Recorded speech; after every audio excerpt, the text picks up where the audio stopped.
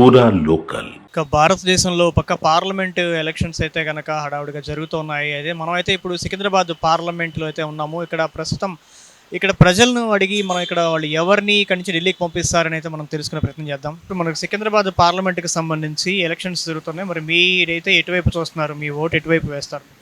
Vote ఎటువైపు వేస్తారని నేను చెప్పకూడదు కదా. నాకేంటంటే అభివృద్ధి కావాలి. అభివృద్ధి అంటే మాకు ఇప్పుడు ప్రస్తుతం నీళ్ళ ఎద్దడి ఉంది, నీళ్ళ ఎద్దడి సాల్వ్ కావాలి.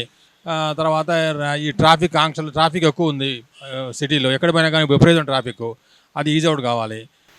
మరి ఇప్పుడు ప్రస్తుతం పార్లమెంట్ అభ్యర్థి అని అంటే ఈ అసెంబ్లీలకు అన్నిటికి కూడా సంబంధించి ఒక ముఖ్యమైనటువంటి వ్యక్తి. మరి అట్లాంటి పార్లమెంట్ అభ్యర్థిగా మరి ఎవరిని పంపిస్తే మరి మీ పార్లమెంట్ డెవలప్మెంట్ అవుతుందని మీరు అనుకుంటున్నారు? మరి ఎవరినంటే ఇప్పుడు ముగ్గురు నిలబడ్డారు, మూడు పార్టీలు నిలబడ్డారు.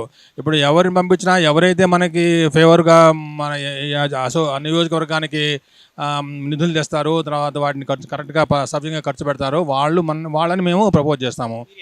ఎవరిని అనుకుంటున్నారంటే ఇప్పుడు ఆల్రెడీ మరి ఇప్పుడు సిట్టింగ్ ఎంపీగా ఉన్నటువంటి కిషన్ రెడ్డినా, లేకపోతే బీఆర్ఎస్ నుంచి పద్మారావు గౌడ, లేకపోతే కాంగ్రెస్ నుంచి మరి దానం నాగేంద్ర, ఎవరు సమర్థుడైన వ్యక్తి అనుకుంటున్నారు? మరి కొద్దిగా క్రిటికల్ క్వశ్చన్ ఇది.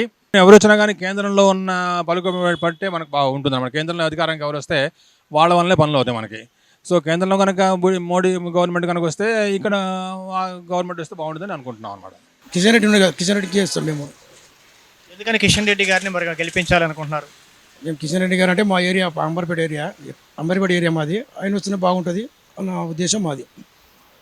మరి ఇప్పుడు మిగతా ఎవరైతే అభ్యర్థులు ఎవరైతే మిగతా ఎదురు నిలుస్తున్నారో మరి వాళ్ళకి ఎదురు నిలిచి కిషన్ రెడ్డి మరి దీంట్లో అంటే ఆయన సక్సెస్ అవ్వగలరా, ఎంపీ అవ్వగలరా మళ్ళీ రెండోసారి? అయితే కంపల్సరీ ఢిల్లీ ఎంపీ ఆయనే పోతాడు, కిషన్ రెడ్డి పోతాడు. కానీ ఇప్పుడు అసెంబ్లీలో మాత్రం దెబ్బతీసారు కదా జనాలు, అసెంబ్లీ ఎలక్షన్లో దెబ్బతీసారు కదా.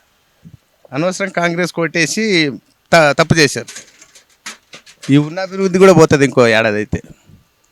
రేపు మంచి నీళ్ళు ఉండవు, కరెంట్ ఉండదు, జనాలు అంటే జనాలు మట్టి పోసుకున్నారు. బీజేపీ కిషన్ రెడ్డికి సపోర్ట్ చేద్దామని చెప్పి అనుకుంటున్నాను.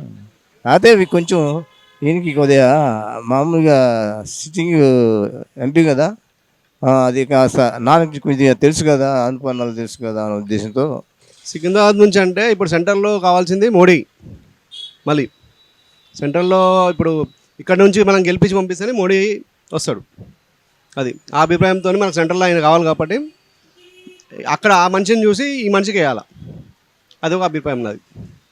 ఇప్పుడు సెంట్రల్ది కాబట్టి మనకు సెంట్రల్లో ఇప్పుడు ఆయన ఏం చేస్తుండే ఏంది, ఇప్పుడు అన్ని మనకి బయట నుంచి కూడా తీసుకొచ్చి ఏందని చెప్పి చేస్తుంది ఏందని పబ్లిక్ కూడా తెలుసు అందరికీ. దాన్ని బట్టి నెక్స్ట్ టైం వచ్చేది మోడీ వస్తేనే బాగుంటుంది మనకి సెంట్రల్లో. కూడా బీజేపీ ఉందిగా హైదరాబాద్లో. లాస్ట్ టైం 40 గెలిచినాయి అదేంటి జిహెచ్ఎంసీ ఎలక్షన్, దాని ఇంపాక్ట్ ఎంపీ ఎలక్షన్లో కూడా ఉంటుంది. మళ్ళీ బీజేపీ గెలిస్తేనే వేస్ట్, దానిలో ఏముంది. చూస్తూనే ఉన్నాం డెవలప్మెంట్ కానీ ఎట్లా ముందుకు వెళ్తుందని. సో బీజేపీ గెలుస్తుంది. My prediction is BJP. Why BJP? Because already they are in that current ruling party. That's so many possibility that they are again come. He have developed so many international relations, so definitely he will win again. వెళ్తారంటే ఇప్పుడు compulsory Kishan Reddy. Last time కూడా కిషన్ రెడ్డి వచ్చాడు అక్కడ. ఈ time ఇంకా ఎక్కువ majority వస్తాయి ఆయనకి. ఎందుకంటే బీజేపీ వస్తేనే మనకు ఇక్కడ మనకు జరిగే పనులు అన్నీ నడుస్తాయి. మళ్ళా కిషన్ రెడ్డి వస్తాడు. ఏది వచ్చేది వాళ్ళకి తెలుస్తలేదు. ఇప్పుడు ఇవాళ రేపు ఎలక్షన్లో కూడా మారుతుంది. జనం మీద ఉన్నదన్న, అందరము నేననే కాదు, జనం మీద ఉన్నది. జనానికి ఎవరు మంచి చేస్తే వాళ్ళు ఎన్నుకుంటారు. వాళ్ళు ముగ్గురు కూడా ఇక్కడ మనుషులు కాదు. ఇప్పుడు ఎంపీ ఎలక్షన్స్ కాబట్టి కనబడుతున్నారు. ఒక్కొక్కరు ఒక ఏరియాలో, ఇక్కడ ఏరియాలో మాత్రం చేయలేదు వాళ్ళు. ప్రస్తుతం అయితే కాంగ్రెస్కి కొద్దిగా బలం ఉన్నట్టు అనిపిస్తుంది. బీఆర్ఎస్ వాళ్ళు గట్టిగా పోటీ చేస్తున్నారు. కానీ బీజేపీ వాళ్ళు ఈ మతతత్వము, ఎంఐఎం వాళ్ళు ఈ మతతత్వం అనేది కాకుండా మతాన్ని వాడుకోకుండా ఎవరైతే డెవలప్మెంట్ గురించి మాట్లాడతారో వాళ్ళిద్దరిలో ఎవరైనా వస్తే బాగుంటుంది అనిపిస్తుంది. నేనైతే అనుకోవడం బీజేపీ బాగుంటుంది. BJP best. బీఆర్ఎస్కి కాంగ్రెస్ కొద్దిగా డెవలప్మెంట్ వాళ్ళకి కొద్దిగా ఇది ఉన్నాయి. సో బీజేపీ వస్తే కొద్దిగా డెవలప్మెంట్ బాగుంటుంది. బీఆర్ఎస్ యాక్చువల్గా అదే దళిత బంధు అని ఫెయిల్ అయిపోయింది, కానీ బీఆర్ఎస్ మంచిగానే చేసింది. ఇక బీజేపీ అయితే అంతంత మాత్రమే. ఇంకొకటి కాంగ్రెస్ ఏమో హామీలు ఇచ్చిండు, ఏ హామీ పూర్తి చేయలేకపోతున్నాడు. ప్లస్ ఇంకోటి అది ఫ్రీ బస్ అన్నాడు, అది ఫెయిల్ అయిపోయింది. గృహలక్ష్మి 2.5 అంటున్నాడు, అది ఇవ్వలేడు. చెప్పడం మట్టుకే కానీ వాగ్దానాలు అయితే పూర్తిగా అవ్వడం లేదు. యాక్చువల్గా ఎక్కువ ఛాన్సెస్ అయితే కిషన్ రెడ్డికి ఉన్నాయి. ఆల్రెడీ సెంట్రల్ మినిస్టర్ కూడా ఇంతకుముందు కంబర్పేటకు ఒక 3 సార్లు ఎమ్మెల్యే, ఆయనకి ఛాన్స్ ఎక్కువ ఉంది ఈ నియోజకవర్గంలో. కానీ మన బీఆర్ఎస్ నుంచి పద్మారావు గారికి కూడా ఛాన్సెస్ ఎక్కువ ఉన్నాయి, ఎందుకంటే ఆయన లోకల్గా ఇక్కడే ఉంటారు. అండ్ మనకు తెలుసు కదా ఆయన పేరు మీద ఒక కాలనీ ఉంది, కొంచెం ఇక్కడ ఫేమస్. ఆయన ఎమ్మెల్యే వైజ్ కూడా మంచి క్యాండిడేట్ ఉండే, సీనియర్ లీడర్ ఇన్ బీఆర్ఎస్ కదా.